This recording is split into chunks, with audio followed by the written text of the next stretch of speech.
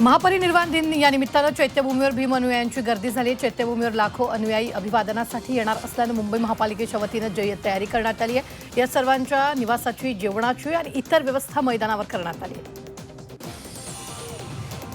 राज्यातील महायुती सरकारला आज 1 वर्ष पूर्ण झालंय। या एका वर्षात राज्यात पायाभूत सुविधा तसंच गुंतवणुकीत मोठ्या प्रमाणात वाढ झाल्याचा दावा महायुती सरकारनं केला। या वर्षभरात महायुती सरकारमधील समतोलही केंद्रस्थानी ठरलं। येत्या 20 ते 22 डिसेंबर दरम्यान मनपा निवडणुकांसाठी आचारसंहिता लागेल असं वक्तव्य उच्च आणि तंत्र शिक्षण मंत्री चंद्रकांत पाटील यांनी केलं।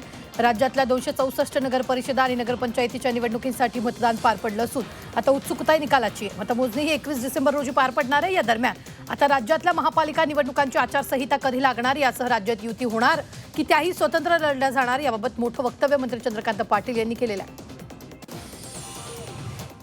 मित्रपक्षातील ऑपरेशन लोटसवरून शिवसेना भाजपमध्ये निर्माण झालेला संघर्ष मिटण्याचे संकेत मिळत आहेत। एकमेकांचे कार्यकर्ते न घेण्याचा निर्णय झाला असं वक्तव्य भाजप प्रदेशाध्यक्ष रवींद्र चव्हाण यांनी केलं।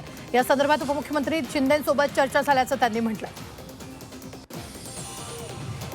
मुंबईकरांना भेडसावणाऱ्या अनेक नागरिक समस्यांपैकी रस्ते आणि खड्ड्यांची समस्या सर्वात मोठी असून जास्तीत जास्त मुंबईकरांना वाईट रस्त्यांमुळे त्रास सोसावा लागतोय।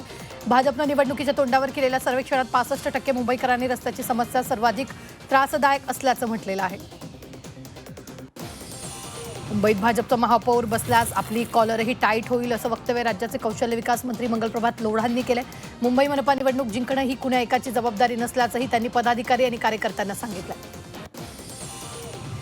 जळगाव जिल्ह्यातल्या भडगावात रब्बी हंगामासाठी गिरणा धरणातून उजवा कालव्यात आवर्तन सोडावं अशी मागणी शेतकऱ्यांनी केली आहे। गिरणा पाटबंधारे विभागाच्या शाखा अभियंत्यांना त्यांनी निवेदन दिलंय। गिरणा धरण 100% भरलं असलं तरी अद्याप कालव्यातून आवर्तन सोडण्याबाबत पाटबंधारे प्रशासनानं कुठलंही नियोजन केलं नसल्यानं शेतकऱ्यांनी निवेदन देत लक्ष वेधलेलं आहे।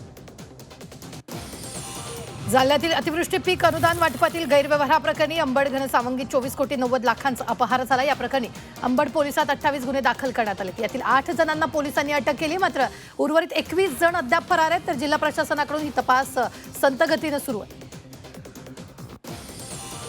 धाराशिव जिल्ह्यातील हमीभाव केंद्रे बारदाना नसल्यानं गेल्या 4 दिवसांपासून बंद आहेत। त्यामुळे शेतकऱ्यांना कमी भावात सोयाबीन विकण्याची वेळ आली। यामुळे शेतकऱ्यांना मोठा फटका बसतोय। धुळ्यातील शेतकऱ्यांना रब्बी हंगामासाठी पंतप्रधान पीक विमा योजनेचा लाभ घेण्याचं आवाहन कृषी विभागानं केले। अतिवृष्टीमुळे खरीप हंगामातील पीक वाया गेले, त्यामुळे शेतकऱ्यांच्या रब्बी हंगामाकडे आशा लागलेल्या आहेत।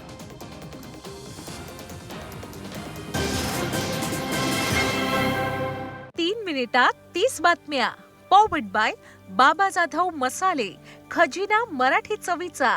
अस्सल खा, अस्सल रहा।